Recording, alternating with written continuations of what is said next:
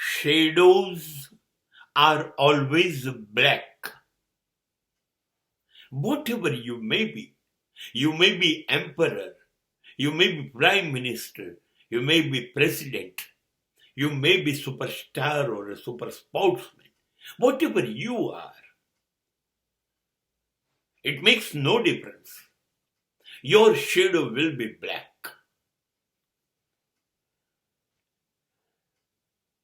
ધર્મગુરુ હોય, રાષ્ટ્ર પુરુષો હોય, મહાન કલાકારો હોય, વૈજ્ઞાનિકો હોય, ધર્મોપદેશકો હોય, કોઈ પણ હોય, દરેકનો પડછાયો કાળો જ હોય.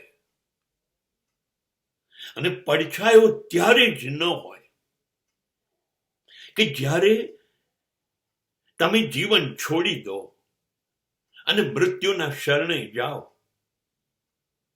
ત્યારે તમારો પડછાયો નહીં હોય.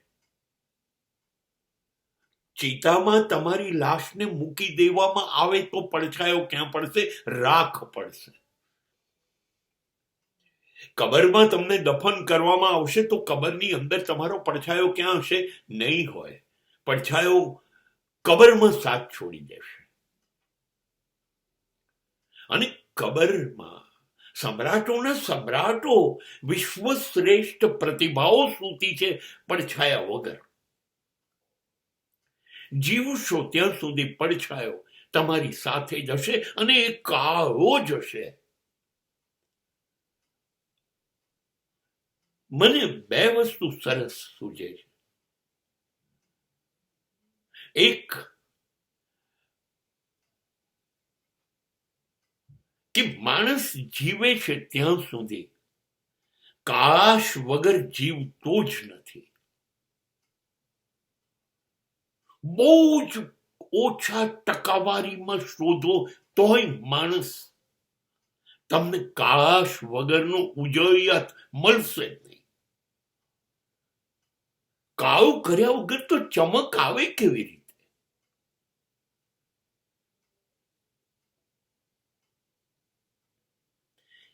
માનવી કાશથી જ જીવે છે, કાશથી વિકસે છે, કાશથી પ્રસિદ્ધિ મેળવે છે અને ઓળખાય છે. જીવનભર કાશ. અને માટે સતત આપણી જોડે રહેલો આપણો પડછાયો આપણને યાદ દેવડાવે છે, તું જે તારી કાશ છે યાર, જો હું તારી જોડે ચાલું છું. તમારી જીવનભરની કાશ તમારી જોડે જ કાયમ ચાલે છે.